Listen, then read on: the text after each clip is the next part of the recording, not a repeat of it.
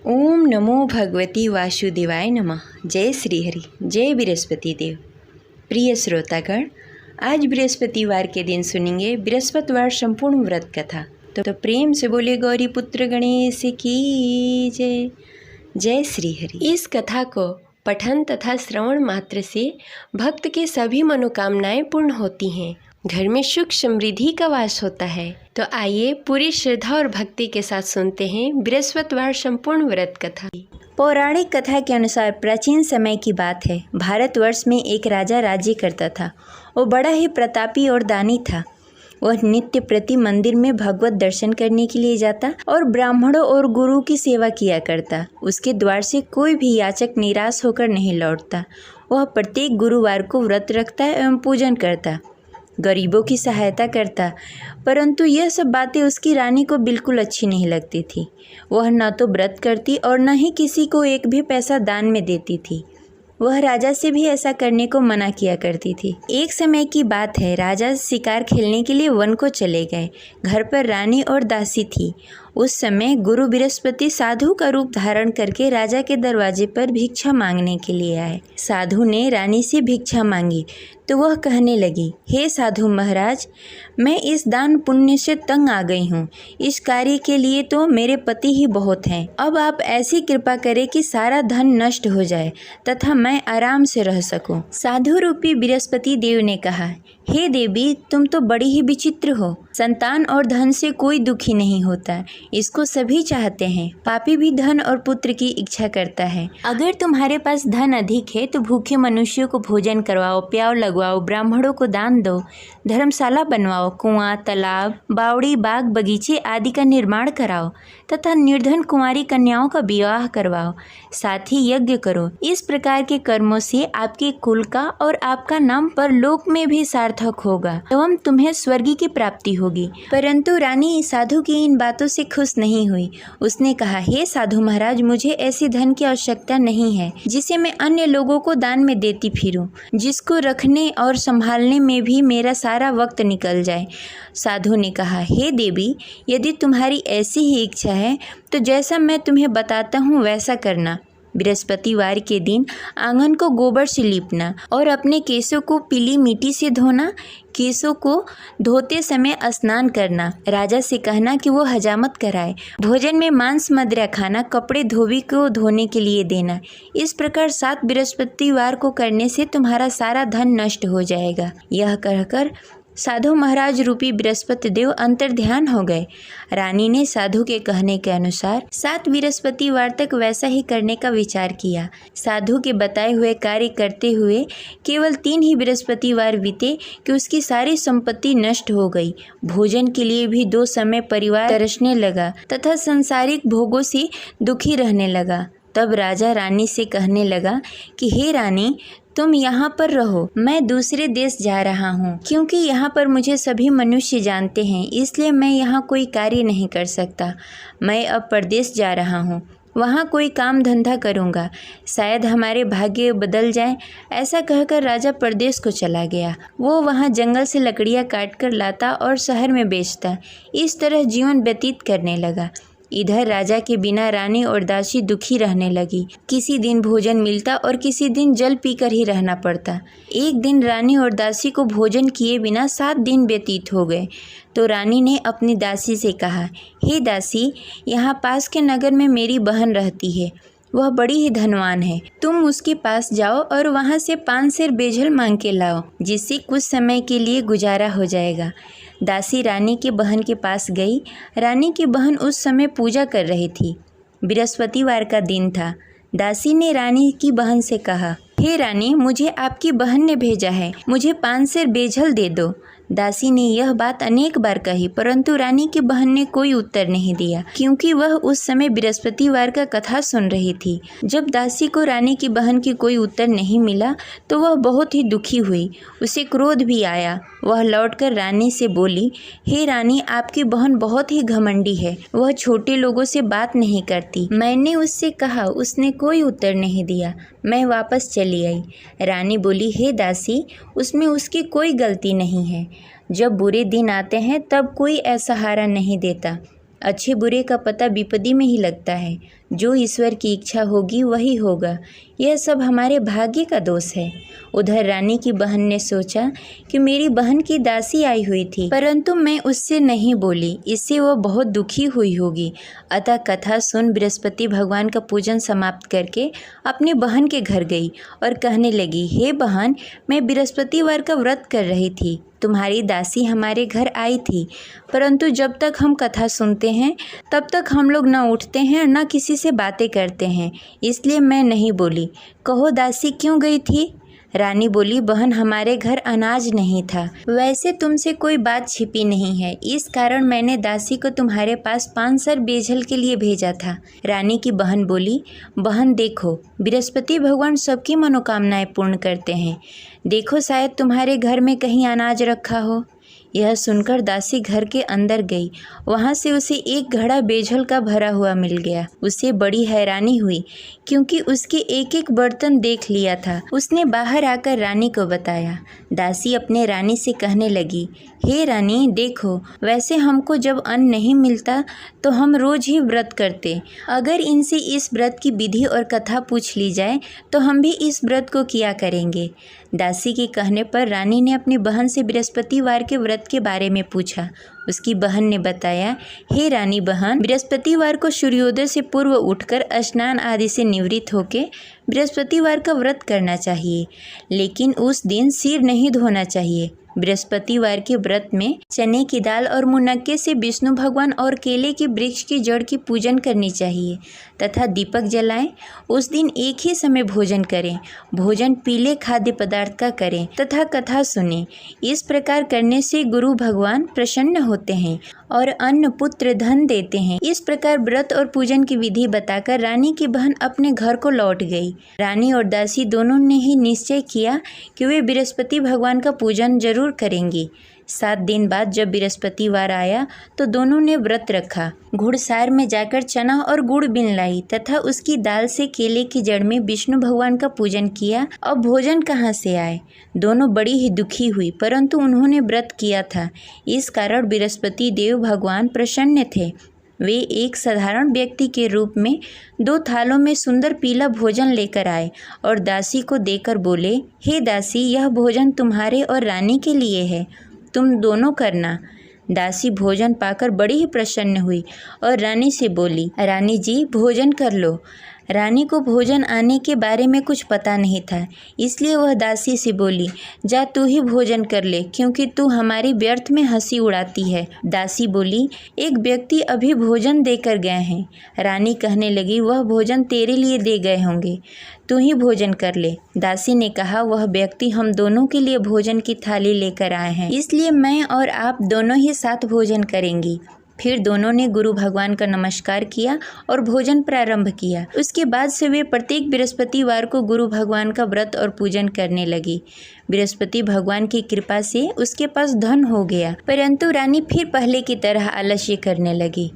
तब दासी बोली, देखो रानी, तुम पहले भी इस प्रकार का आलस करती थी, तुम्हें धन को रखने में कष्ट होता था, इस कारण सभी धन नष्ट हो गए। अब गुरु भगवान की कृपा से धन मिला है तो फिर तुम्हें आलस्य होता है। बड़ी मुसीबतों के बाद हमने यह धन पाया है, इसलिए हमें दान पुण्य करना चाहिए। तुम भूखे मनुष्यों को भोजन कराओ, प्याव लगवाओ, ब्राह्मणों को दान दो, कुआं, तालाब, बावड़ी आदि का निर्माण कराओ, मंदिर पाठशाला बनवाओ, दान दो, कुंवारी कन्याओं का विवाह करवाओ। धन को शुभ कार्यों में खर्च करो, जिससे तुम्हारे कुल और यश बढ़े तथा स्वर्ग की प्राप्ति हो और पितृ प्रसन्न हो। दासी की इन बातों को मानकर रानी ने इसी प्रकार का कार्य करना प्रारंभ कर दिया, जिससे उसका काफ़ी यश फैलने लगा। एक दिन रानी और दासी आपस में विचार करने लगी, न जाने राजा किस दशा में होंगे, उनकी कोई खोज खबर नहीं है। गुरु भगवान से उन्होंने प्रार्थना की और भगवान ने रात्रि में राजा को स्वप्न में कहा, हे राजा, उठ, तेरी रानी तुझे याद करती है, अब अपने देश को लौट जा। राजा प्रातःकाल उठकर जंगल से लकड़ियाँ काटकर लाने के लिए जंगल की ओर चल पड़ा। जंगल में गुजरते हुए वह सोचने लगा, रानी की गलती से कितने दुख भोगने पड़े। राजपाट छोड़कर जंगल में आकर रहना पड़ा। जंगल में लकड़ियां काटकर उन्हें बेचकर गुजारा करना पड़ा। उसी समय उस जंगल में बृहस्पति देव साधु के रूप में प्रकट हुए और राजा से पूछने लगे, हे लकड़हारे, तू इस सुनसान जंगल में किस चिंता में बैठा है, मुझे बताओ। यह सुनकर राजा के नेत्रों में जल भर आया और साधु की वंदना कर बोला, हे प्रभु, आप सब कुछ जानते हैं। इतना कहकर राजा ने साधु को अपनी संपूर्ण कहानी सुनाई। महात्मा तो स्वभाव से ही दयालु होते हैं। वे राजा से बोले, हे राजा, तुम्हारी रानी ने बृहस्पति देव के प्रति अपराध किया था, जिसके कारण तुम्हारी यह दशा हुई। अब तुम किसी प्रकार की चिंता मत करो, भगवान तुम्हें पहले से भी अधिक धन देंगे। देखो, तुम्हारी पत्नी ने बृहस्पतिवार का व्रत करना प्रारंभ कर दिया है। अब तुम भी बृहस्पतिवार के दिन व्रत रखो। चने की दाल और गुड़ जल के लोटे में डालकर केले के पत्ते में विष्णु भगवान का पूजन करो। फिर कथा कहो या सुनो, भगवान तुम्हारी सब मनोकामनाएं पूर्ण करेंगे। साधु को प्रसन्न देखकर राजा बोला, हे प्रभु, मुझे लकड़ी बेचकर इतना पैसा भी नहीं बचता जिससे भोजन करने के उपरांत कुछ बचा सकूं। मैंने रात्रि में अपनी रानी को व्याकुल देखा। मेरे पास कोई साधन नहीं जिससे समाचार जान सकूं। फिर मैं बृहस्पतिवार की कौन सी कहानी कहूँ या सुनूं? मुझको तो कुछ भी मालूम नहीं है। साधु ने कहा, हे राजा, तुम किसी बात की चिंता मत करो। बृहस्पतिवार के दिन तुम रोजाना की तरह लकड़ियाँ लेकर शहर जाओ। तुम्हें रोज से दुगना धन प्राप्त होगा, जिससे तुम भली भांति भोजन कर लोगे तथा बृहस्पति देव की पूजा सामग्री भी लेकर आओगे। बृहस्पति देव की कथा इस प्रकार है। प्राचीन काल में एक बहुत ही निर्धन ब्राह्मण था। उसके घर में कोई संतान नहीं थी। वह नित्य प्रति पूजा पाठ करता, परंतु उसकी स्त्री बहुत ही मलिनता के साथ रहती। वह न स्नान करती, न ही किसी देवता का पूजन करती।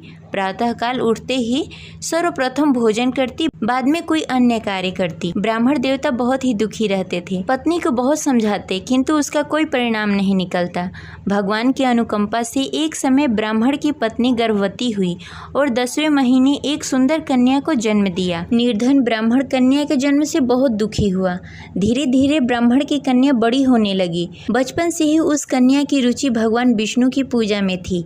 वह प्रातः उठती, स्नान ध्यान करती, उसके बाद भगवान विष्णु की पूजा करती और मंदिर में जाती। बृहस्पतिवार को व्रत करके विधि विधान पूर्वक पूजा पाठ करती। पूजा पाठ के बाद वह पढ़ने के लिए पाठशाला जाती। घर से चलते समय वह मुट्ठी भर जौ साथ में लेकर जाती और पाठशाला के रास्ते में थोड़ी थोड़ी जौ गिराते जाती। जब पाठशाला से लौटकर आती, जौ के दाने सोने में बदल जाते। लड़की सभी सोने के दाने बीन लाती। एक दिन जब वह सोने के दानों को साफ कर रही थी, तो उसकी माँ ने कहा, बेटी, सोने के दाने साफ करने के लिए सोने का सूप भी होना चाहिए। अगले दिन बृहस्पतिवार था। उसने भगवान बृहस्पति देव की पूजा करते हुए प्रार्थना की, हे भगवान, यदि मैंने आपका व्रत विधि विधान से किया हो तो मुझे सोने का सूप दे दो। भगवान बृहस्पति देव ने उसकी मनोकामना पूरी करने का वचन दिया। पाठशाला से लौटते समय उसने रास्ते में सोने का सूप पड़ा हुआ मिला। घर लौटकर सोने का सूप अपनी माँ को दिखाकर वह सोने के दाने साफ करने लगी। उसी समय नगर का राजकुमार उसके घर के पास से गुजर रहा था। उस सुंदर लड़की को सोने के सूप में जौ साफ करते देख राजकुमार उस पर मोहित हो गया। राजकुमार ने अपने पिता से उस लड़की से विवाह करने की इच्छा प्रकट की। तो राजा ने ब्राह्मण को महल में बुलाकर राजकुमार से उसकी लड़की के विवाह की बात कही। ब्राह्मण तैयार हो गया। धूमधाम से उस लड़की का विवाह राजकुमार से हो गया। दुल्हन बनकर ब्राह्मण की लड़की महल में चली गई। लड़की के चले जाने से ब्राह्मण फिर से निर्धन हो गया। उसे कई कई दिनों तक बिना भोजन के रहना पड़ा। बहुत दुखी होकर ब्राह्मण एक दिन अपनी लड़की के पास गया। अपने पिता से निर्धनता का समाचार सुनकर उसे बहुत सारा धन देकर पिता को विदा किया। उस धन से ब्राह्मण का कुछ दिनों तक आराम से गुजारा हुआ, लेकिन जल्द ही फिर भूखों मरने की हालत हो गई। ब्राह्मण अपनी लड़की से धन लेने के लिए फिर महल में पहुंचा। लड़की ने पिता की बुरी हालत देखकर कहा, पिताजी, आखिर आप कब तक मुझसे धन लेकर जीवन व्यतीत करेंगे? आप कोई ऐसा उपाय क्यों नहीं करते जिससे आपका घर धन धान से भर जाए? ब्राह्मण ने कहा, मैंने तेरी माँ को बहुत समझाने की कोशिश की, पर उसकी समझ में कुछ नहीं आता। उसकी फुहरता नष्ट हो तब तो घर की निर्धनता दूर हो। तब कुछ सोचकर लड़की ने पिता से कहा, पिताजी, आप कुछ दिनों के लिए माँ को मेरे पास छोड़ जाओ। तब कुछ सोचकर ब्राह्मण ने पत्नी को लड़की के पास महल में छोड़ दिया। लड़की ने अपनी माँ से कहा, माँ, तुम कल प्रातः उठकर स्नान आदि करके भगवान विष्णु की पूजा करना। पूजा करने से तुम्हारी निर्धनता अवश्य दूर हो जाएगी। लेकिन उसकी माँ ने उसकी कोई बात नहीं मानी। तब क्रोधित होकर लड़की ने अपनी माँ को एक कक्ष में बंद कर दिया। सूर्योदय के समय माँ को उठाकर जबरदस्ती उसे स्नान आदि करवाया। फिर मंदिर में ले जाकर भगवान बृहस्पति देव की पूजा करवाई। कुछ दिनों तक ऐसा करने से माँ की बुद्धि में कुछ परिवर्तन हुआ और वह स्वयं बृहस्पतिवार का व्रत रखने लगी। उसके व्रत करने से ब्राह्मण के घर की निर्धनता दूर हो गई और भगवान विष्णु की अनुकंपा हुई और दोनों पति पत्नी धन संपत्ति पाकर आनंद पूर्वक जीवन व्यतीत करते हुए विष्णु धाम को चले गए। लकड़हारा बने राजा ने उस साधु से भगवान विष्णु देव की यह कथा सुनकर बृहस्पतिवार का व्रत करना शुरू कर दिया और भगवान विष्णु की पूजा करने लगा। उस दिन से उसके सभी क्लेश दूर हो गए। लेकिन अगले बृहस्पतिवार को कामकाज में अधिक व्यस्त होने के कारण उसने भगवान बृहस्पति देव का व्रत नहीं किया। भगवान बृहस्पति देव लकड़हारे से क्रोधित हो गए और उसे भूल की सजा दी। उस दिन नगर के राजा ने नगर में घोषणा करके सबको सूचित किया कि प्रत्येक नागरिक मेरे महल में भोजन करने आए। जो नहीं आएगा उसे अपराधी मानकर भारी दंड दिया जाएगा। लकड़हारा बने राजा ने उस नगर के राजा की घोषणा तो सुनी, लेकिन जंगल से लकड़ी काटकर लाने और उसे बेचने में देरी हो जाने के कारण वह समय पर महल में भोजन करने नहीं पहुंच सका। अतः राजा के सैनिक लकड़हारे को पकड़कर महल में ले गए।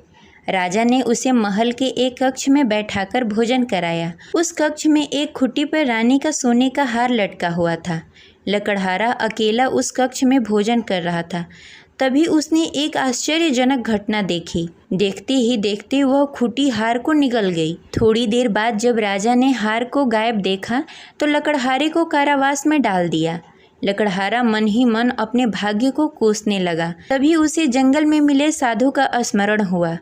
थोड़ी देर में भगवान बृहस्पति देव सन्यासी के रूप में उसके सामने प्रकट हुए और कहा, हे लकड़हारे, तूने भगवान बृहस्पति देव की पूजा नहीं की, इसी कारण तुम्हें कष्ट हो रहा है। लेकिन अब चिंता मत करो, बृहस्पतिवार के दिन कारागार के दरवाजे पर तुम्हें कुछ पैसे पड़े हुए मिलेंगे। उन पैसों से भगवान बृहस्पति देव का व्रत करके उनकी पूजा करोगे तो तुम्हारे सारे दुख दूर हो जाएंगे। फिर बृहस्पतिवार के दिन दरवाजे पर पड़े पैसे राजा को मिले, जिससे उसने चने की दाल, गुड़, मुनक्का मंगाकर भगवान बृहस्पति देव की कथा कही और व्रत किया, जिससे भगवान बृहस्पति देव प्रसन्न होकर उस नगर के राजा को स्वप्न में लकड़हारे को मुक्त करने को कहा। सुबह राजा ने आकर अपने कक्ष में देखा कि खूंटी पर हार टंगा हुआ है। राजा ने लकड़हारे को मुक्त कर दिया, उसे धन और आभूषण देकर विदा किया। लकड़हारा बना राजा उस नगर से चलकर अपने नगर की तरफ चल दिया। जब राजा अपने नगर में पहुंचा तो उसने देखा उस नगर में कुएं, धर्मशाला, बाग बगीचे देखकर बहुत प्रसन्न हुआ। राजा ने किसी से पूछा, ये कुएं, धर्मशाला किसने बनवाए? सबने उसे बताया कि ये सब रानी और दासी ने बनवाए हैं। राजा जब महल में पहुंचे तो रानी ने उनका भव्य स्वागत किया। तब राजा ने निश्चय किया कि सप्ताह में एक बार तो सभी बृहस्पतिवार का व्रत तथा पूजन कर सकते हैं, परंतु मैं प्रतिदिन व्रत किया करूँगा तथा दिन में 3 बार कथा कहूँगा। अब राजा हर समय दुपट्टे में चने की दाल बांधकर रखते तथा दिन में 3 बार बृहस्पतिवार का कथा कहते। कुछ दिनों के बाद राजा को अपनी बहन की याद आई। एक दिन घोड़े पर सवार होकर राजा अपनी बहन से मिलने के लिए चल दिया। अभी राजा नगर के बाहर ही पहुंचा था कि उसने देखा कि कुछ लोग एक 100 को ले जा रहे हैं। राजा को स्मरण हुआ कि आज उसने किसी को बृहस्पतिवार का व्रत कथा नहीं सुनाया। राजा ने उन लोगों से रोककर कहा, भाइयों, आप 100 ले जाने से पहले मुझसे बृहस्पतिवार का कथा सुन लो। लोगों ने राजा पर क्रोधित होते हुए कहा, तुम पागल तो नहीं हो? लेकिन कुछ बड़े बुजुर्ग लोगों ने कहा, अच्छा भाई, तुम साथ में चलते चलते अपनी कथा भी सुनाते रहो। राजा ने चलते चलते आधी ही कथा सुनाई थी कि 100 हिलने लगा। राजा की पूरी कथा समाप्त होते ही सब उठकर बैठ गया। लोगों ने हैरानी से दांतों तले उंगली दबाई और अगले बृहस्पतिवार को भगवान बृहस्पति देव का व्रत करने व कथा सुनने का निश्चय कर लिया। अब घोड़े पर सवार होकर राजा चलते हुए एक किसान के पास पहुंचा। किसान अपने खेत में हल चला रहा था। राजा ने कहा, अरे भाई, मुझसे बृहस्पतिवार का कथा सुन लो। किसान झुंझलाकर बोला, अरे भाई, देख नहीं रहे, जितनी देर मैं तुम्हारी कथा सुनूंगा उतनी देर में तो पूरी खेत में हल चला लूंगा। राजा निराश होकर चला गया। तभी किसान का बैल लड़खड़ा के गिर गया और किसान के पेट में भी जोरों से दर्द होने लगा। जब उसकी पत्नी वहां आई तब उसने पूछा कि क्या हुआ। किसान ने घुड़सवार की पूरी कहानी सुनाई कि पत्नी दौड़ती हुई राजा के पास पहुंची और हाथ जोड़कर बोली, भैया, मैं तुम्हारी कथा सुनने के लिए तैयार हूँ। राजा ने उसके साथ खेत पर पहुंचकर बृहस्पतिवार की कथा सुनाई। तभी बैल भी उठकर खड़ा हो गया और किसान के पेट का दर्द भी तुरंत ठीक हो गया। राजा वहां से अपने घोड़े पर सवार होकर अपने बहन के घर पहुंचा। तब राजा की वहां बहुत आव भगत हुई। अगले दिन सुबह उठकर राजा ने देखा घर के सभी लोग भोजन कर रहे हैं। किसी भूखे को बृहस्पतिवार का कथा सुनाए बिना राजा कभी भोजन नहीं करता था। उसने बहन से कहा, बहन, क्या घर में कोई ऐसा व्यक्ति है जिसने भोजन नहीं किया हो? उसकी बहन ने बोला, भैया, हमारे घर तो क्या, आपको पूरे नगर में कोई ऐसा व्यक्ति नहीं मिलेगा जिसने सुबह सुबह भोजन नहीं किया हो। तब राजा ने बहन के घर से निकलकर उस नगर में बिना भोजन किए हुए व्यक्ति की तलाश करनी शुरू की। एक गडेरिये के घर में उसका बेटा बीमार होने के कारण भूखा रह गया था। राजा ने उसको जाकर बृहस्पतिवार का कथा सुनाया। कथा सुनते सुनते गडेरिये की बेटी की बीमारी भी ठीक हो गई। सबने राजा की बहुत प्रशंसा की। एक दिन राजा ने अपनी बहन से कहा, बहन, अब हम अपने घर जाना चाहते हैं, तुम भी हमारे साथ चलो, कुछ दिन वहाँ रहकर लौट कर आना। राजा की बहन ने अपनी सास से पूछा तो सास ने ताने देते हुए कहा, बहू, मायके जाना हो तो अकेली जाना, मेरे पोतों को लेकर नहीं जाना। तुम्हारे भाई की कोई संतान नहीं है, कहीं तुम्हारी भाभी मेरे पोतों को भी जादू टोना न कर दे। दूसरे कक्ष में बहन की सास की बातें सुनकर राजा दुखी मन से अकेले ही अपने नगर को लौट गया। रानी ने राजा से कहा, आप तो अपनी बहन को साथ लाने गए थे, फिर बहन को साथ क्यों नहीं लेकर आए? तब राजा ने दुखी होते हुए कहा, रानी, हम निसंतान हैं, इसलिए कोई हमारे घर आना पसंद नहीं करता। रानी ने राजा को समझाते हुए कहा, मैं बृहस्पति देव ने सब कुछ दिया है, अब भगवान बृहस्पति देव हमें संतान भी अवश्य देंगे। बृहस्पतिवार को विधि पूर्वक व्रत करते हुए राजा और रानी ने भगवान बृहस्पति देव से संतान के लिए प्रार्थना की। कुछ दिनों के बाद ही रानी गर्भवती हो गई। 10वें महीने रानी ने एक सुंदर बालक को जन्म दिया। राजा रानी जीवन पर्यंत बृहस्पतिवार का व्रत करते रहे। उनके घर में धन धान्य की वर्षा होती रही। इस तरह अनंत पूरक जीवन यापन करते हुए राजा रानी भगवान बृहस्पति देव की अनुकंपा से मोक्ष को प्राप्त हो गए। बृहस्पतिवार को विधि पूर्वक व्रत करके जो स्त्री पुरुष भगवान विष्णु की पूजा करते हैं उनकी सभी मनोकामनाएं पूर्ण होती है। जय बृहस्पति देव। इस प्रकार यह कथा संपन्न हुई। आशा करते हैं आपको अच्छी लगी होगी। तो इस वीडियो को ज़्यादा से ज़्यादा लोगों को शेयर करें और इस चैनल को सब्सक्राइब करके बेल आइकन को प्रेस कर लें। मिलते हैं अगले वीडियो में, तब तक के लिए हरे कृष्णा। जय बृहस्पति देव।